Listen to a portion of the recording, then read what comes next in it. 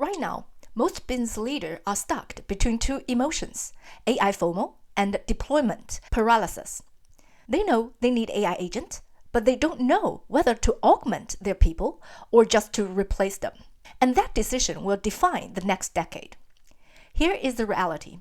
Even in a golden funding circle, 8 to 9 out of 10 AI startups burn out.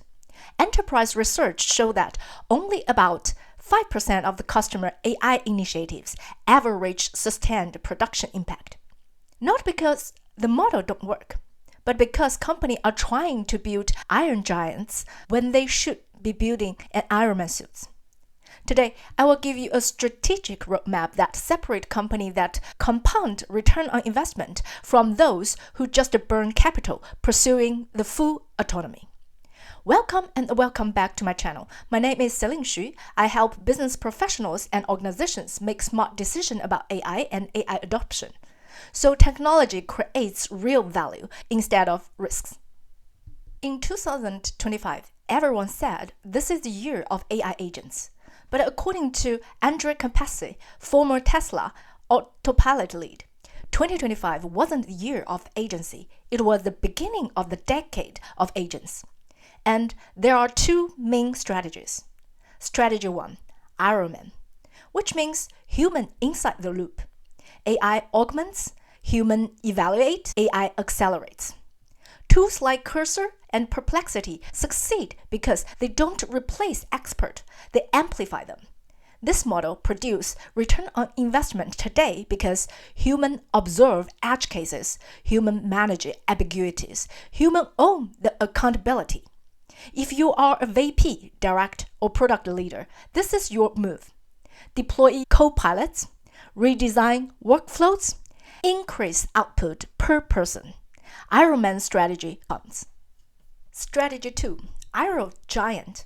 It referring to full autonomy, no human in the loop, end-to-end task execution. It sounds impressive, it demos beautifully, but it's failed in production. Why? Because what I called the march of knives. In AI engineering, 90% of accuracy is fairly easy. 99% is hard. 99.99% is enterprise ready. Each additional knife requires exponential effort. In retail, I saw this firsthand. An inventory agent that cracked 90% of the time doesn't create efficiency. It creates chaos. It gives you suggestion to send product and then take them back. Enterprise don't need impressive demo. They need reliability. And the gap between demo and deployment, that's the graveyard of the startup. Here is a real example. When we first deployed AI in merchandising, I had two options: replace analysts or elevate them. We choose the second, which means we intend to augment people for better efficiency rather than replace them to reduce cost. Within 6 months, output per analyst doubled. But more importantly, they start to trust the system because they tried, they adapt, and they were inside the system. And the trust become our competitive advantage. If you remove human too early, you don't remove cost, you remove accountability. Then you may ask, what actually enable autonomy? This doesn't mean autonomy is impossible.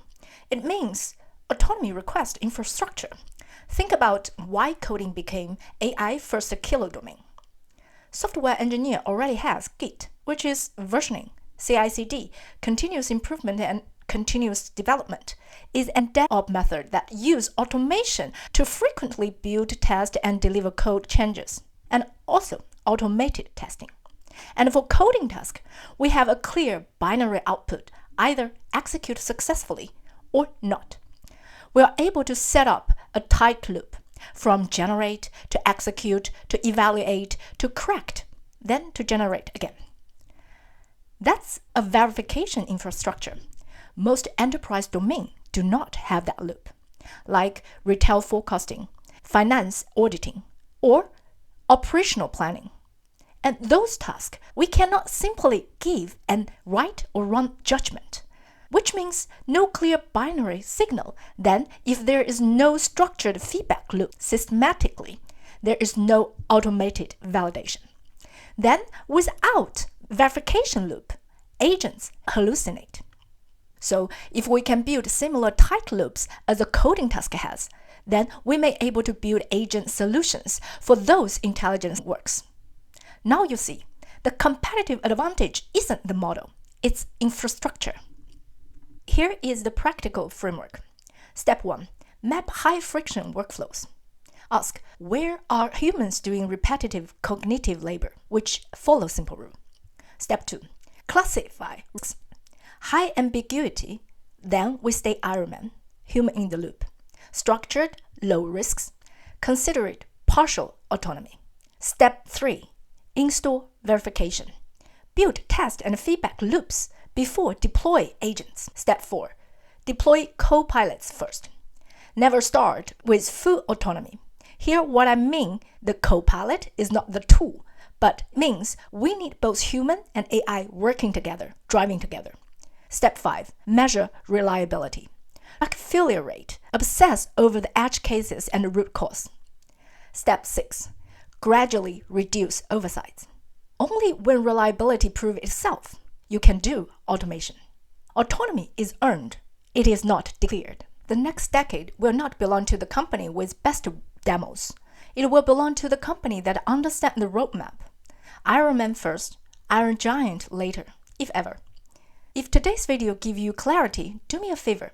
Hit the like button, share it with someone needed, and subscribe, because I'm dropping more practical strategy on turning AI into actual business result. No fluffy. Thank you for watching, and see you in the next one.